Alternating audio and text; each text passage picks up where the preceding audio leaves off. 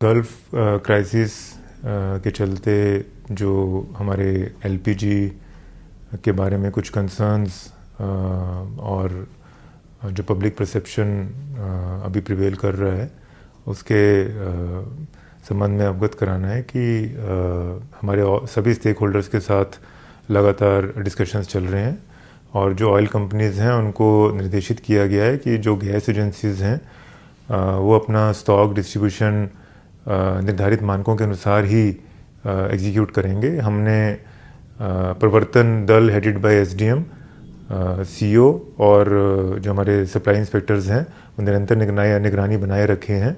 कहीं पर भी कोई इनपुट आता है हमारे होर्डिंग का, ब्लैक मार्केटिंग का या डाइवर्जन का, तो उस पर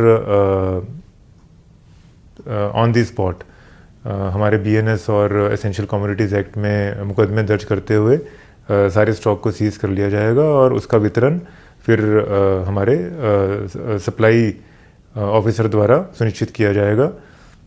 इसलिए ये सभी ऑयल कंपनीज और एजेंसीज़ को वार्न किया गया है कि इस पर कड़ी निगरानी रखें और जो पब्लिक यूसेज के लिए जिस मानक अनुसार उनको वितरण करना है उसी प्रकार से होना चाहिए। अभी जो हमारे घरेलू गैस सिलेंडर हैं उस पर किसी भी प्रकार का कोई प्रतिबंध नहीं है। जैसा सप्लाईज बुकिंग्स पहले हो रही थी आगे भी उसी क्रियाविधि से होती रहेंगी।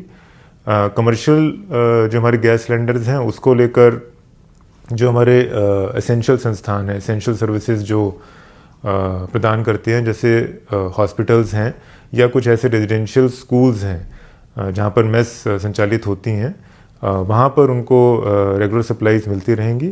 इसके अलावा जो अन्य संस्थान हैं उन पर अभी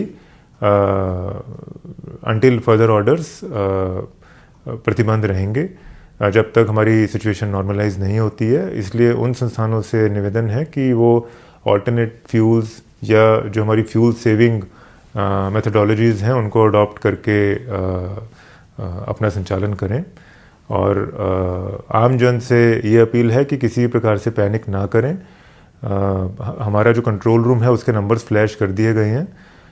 आपको कहीं से भी कोई भी समस्या या कोई आशंका है, कोई एप्रीहेंशन है तो कंट्रोल रूम में अपनी बात को रख सकते हैं। उसकी पूरी inquiry within no time करवाते हुए आपको रिवर्ट किया जाएगा। और हमारे कंट्रोल रूम में सुबह 1 घंटे की ब्रीफिंग रहेगी जिसमें हमारे एडीएम, डिस्ट्रिक्ट सप्लाई ऑफिसर और तीनों हमारी agencies IOC, BPCL and HPCL के प्रतिनिधि, चाहे हमारी मीडिया रिपोर्ट्स हैं या हमारी पब्लिक कंप्लेंट्स आई हैं कंट्रोल रूम में, उनका निराकरण करेंगे। और ये इंश्योर किया जाएगा कि जो अभी पैनिक में या जो एप्रीहेंसिव हो रहे हैं हमारे आमजन, उनको कोई बुकिंग में या उनको फिज़िकली एजेंसीज पर जाकर परेशान होने की आवश्यकता नहीं है। आपकी जैसे पहले बुकिंग्स होती थी आप वैसे ही अपनी बुकिंग्स करते रहिए। जो एजेंसीज के प्रावधान हैं कि आपको डिलीवरी आफ्टर कंफर्मेशन देना होता है अपने डिलीवरी बॉय को, वो ज़रूर दीजिए।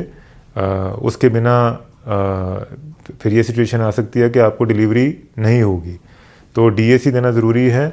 और जो अभी हमारा मानक है कि 25 दिन तक लॉकिंग पीरियड है, 25 दिन के बाद ही आप अपनी सेकंड बुकिंग करेंगे तो उसको फॉलो करिए। और बाकी इसका डाइवर्जन और इसके ब्लैक मार्केटिंग पर प्रशासन अपनी निगरानी बनाए हुए है।